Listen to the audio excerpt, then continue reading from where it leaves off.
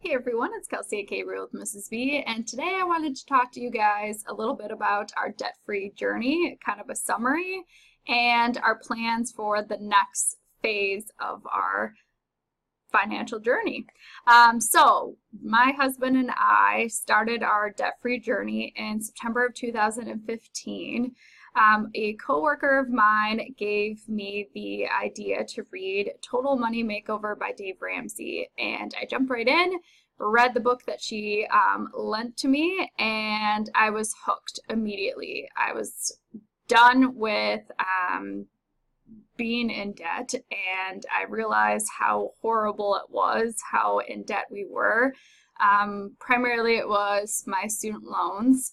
I had just finished getting my teaching license, and I had to take off of work to do my student teaching, and I took out the maximum amount of loans that I could to basically live off of for those 6 months. And I was going to a private school for my master's degree, and it was expensive. So when I read his book, I was inspired to finally do something, and being the very organized person I am, I started putting together our budget immediately. At this point, we had been married 2 years, and we had not put our finances together yet. We were so used to having our separate accounts and paying for bills separately, like you pay for this and I'll pay for that, and splitting rent and things like that. So in the very, very beginning, it was pretty much just me. So this is my first budget. I was substitute teaching at the time, actually at the school that I currently now have a job at as an AP Psych and psychology teacher. But I was subbing at the time. Luckily, it was full-time, and I was also still dog walking. And I still dog walk now because it's great pay, and I love the dog, and I love the person, the mom to the dog. So it's just been a great side hustle. So student teaching or substitute teaching, I was making about $1,800. I put together this budget, and I don't even think I completed it, obviously, because I didn't even put how much money I received at all. I just kind of put in all of the amounts, and you can see we were splitting the rent, and I was paying for phone, but I wasn't paying for energy, and things like that. So it was my very first budget. Not very good. It's actually kind of funny to look back at now to see the big difference between then and our current budget. So at the time, we had the student loans, we had an American Eagle credit card, an Amazon credit card, and a Freedom credit card. And the Amazon credit card had like $400 on it. Freedom had just under $200. The American Eagle had just over $7,000, and my student loans were at $57,000. So Dave Ramsey says that you should start with obviously building an emergency fund, which I believe that it was very easy for me to build the emergency fund. I had pretty much most of the money. Actually, let's go up here and look. Did I put in stuff for the emergency fund? $100, and I was at $850. So it didn't take long to finish baby step number 1.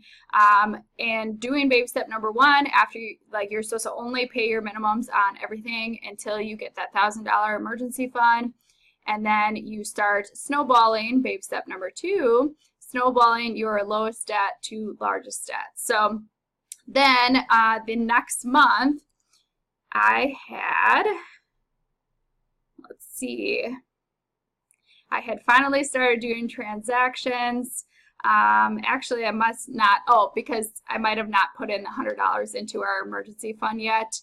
I don't know. And then, let's see, it might have been not until November that we got our emergency fund. There we go. I got our emergency fund up, and I believe I paid off, we had another credit card too. See, it was just crazy the first couple months. So if you are scared to do this, don't be, because it takes several months for you to figure out how much you're actually spending in these categories, and to get all of your debts in order and figuring out the balances and deciding on your plan. Like, it takes a lot of time, so don't worry. You just need to be patient and stick with it because it works. So we ended up paying off, or I paid off the Amazon credit card and then the Freedom credit card. So then I had the Chase, which was next, and then the American Eagle, which still had like $6,000, and then I was working on student loans. It took several months for me to get John on board and for us to finally put our finances together. And let's see here, I don't even know, I think it might have been still until like June or something before we actually put it together. So let's see, February. You can see my pay is going up a little bit. I had 2 jobs I took on. I knew that I needed to increase our income. I was substitute teaching from 7:30 until 3, and then leaving immediately at 3:15. I was working at YMCA after school daycare until 6 p.m. So I was working long shifts, and it was definitely worth it. Luckily, I loved my job. All right, we're May and June is finally, so it took from September until June for me to get into the hang of things, understand Dave Ramsey's plan, see that it was starting to work, get my husband on board, put our finances together. And actually, John, in this time was trying to get him into doing Every Dollar kind of on his own. He had, like, I want to say less than $2,000 of student loans. So he paid off that. He had an emergency fund as well and was doing his thing. And then when we finally combined our income, we took that extra money because we only needed 1 emergency fund. You can see that it's kind of high here. We eventually, like, we had it higher than usual, but we did have his extra income or his extra money in his account, so we were able to pay off a little bit more. As you can see, our debt that month is when we started really hitting it strong, and we were both kind of committed to it, or at least I was forcing him to be committed to it, and we were moving and grooving at that point. So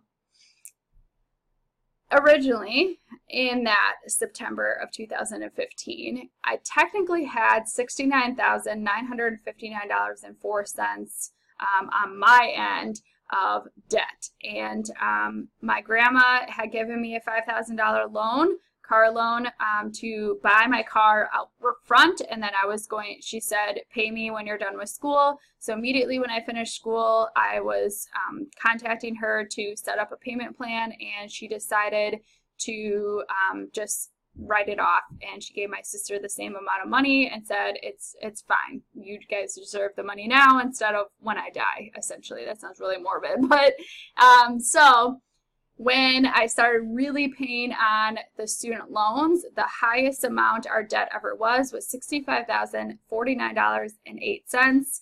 And you can see, I've shown this multiple times, pretty much every month, our numbers going down. I loved tracking the amounts on here to see, to kind of beat ourselves. I think it's key to track the numbers and actually see progress. So we had our percent of our income that was going to debt, the amount of debt that we were actually paying each month, yearly, how much interest it was, and then how much we actually paid towards principal, and then the total amount, how much was going down, and what percentage was paid off of the total amount, and then giving us goals of a debt-free date. So I actually have over here the total credit card debt that we had, and then student loans, and then you can see how much we went from paying like $350. This is all me, all me, all me. And then I think February we got like tax return. That was like the last time I think we got a tax return. And then June is when and then July and August is when I wasn't working as much. But when we combined our income, we paid off our credit card. I have a video on that of paying off all of our credit card So then it was just student loans, and you can see that we really picked up our payments. So really exciting stuff. You got to definitely get your husband on board. Anyway, all right, so that's that. Now, you might have seen this if you've been following me for a while. I shared what our plan was when we were debt-free. So the next stage after baby step number 2 of paying off all of your debt is saving up 3 to 6 month emergency fund. And he says it really depends on what you are comfortable with. If you want to save 3, 4, 5, 6 months emergency fund, it's based off of how stable your jobs are and how much your monthly bills are. So you're supposed to take like basically kind of like your 4 walls. So housing, transportation, clothing, and food, and multiply that amount for 1 month. And if you both lost your jobs, or if you're single, you lost your jobs, paying for those 4 walls for 3 to 6 months until you found a new job. That's what you're supposed to put in an emergency fund. Well, we were debating this, and honestly, both of our jobs are really stable, and if one of us lost one of our jobs, we still have the other person to rely on. We're very fortunate that we're together at least, so we can rely on their income, and that will for sure pay for all of our bills. We would just stop whatever baby step we're on. So we're not really worried about any of that. Plus, worst came to worst, we just find whatever job that we can find. We're pretty resourceful. I've been dog walking, I've been doing YouTube, I've been doing side hustles and things like that. So we could find something pretty easily. So we decided to go on more of the 3-month side of things.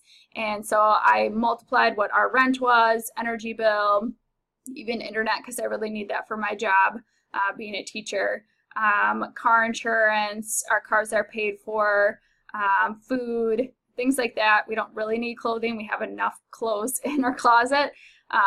So we took all of that, multiplied it by 3, and kind of rounded it. So our goal is $5,000. Right now we started at $1,500 because we had a little bit more than the recommended $1,000. And this month we were going to be able to pay or put another $1,000 towards it. So we are going to be just over 50% done. August, I don't think we'll be able to contribute much, if anything, and then September we'll be back on track. So before the end of the year, we will be done with baby step number 3. So the things that we would like to do then after that is baby step 3B, which is saving for a house.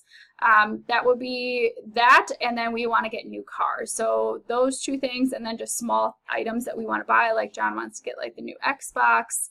I might get a new computer, new laptop, because this one's getting quite old, as you've heard my stories talking about it before, that it's been a work in progress. So we will be saving then for a mortgage and for new cars. And I'd really like to travel too. It's going to be really tough to decide between the 3 how we're going to allocate our money. We are still debating how we're going to do that, because John kind of wants stuff and I want to travel. So we will see. But that is our summary of our debt-free journey and our plans for the next 6 months, what we're going to do. So if you have not already subscribed, please make sure you subscribe. You can catch all of my old videos on our progress throughout this entire time, and you can continue to join us on our financial journey. And if you have any questions, please leave them down below. I am more than happy to answer them and help you be successful or help me grow too. But otherwise, I'll catch you guys soon in my next video. Bye.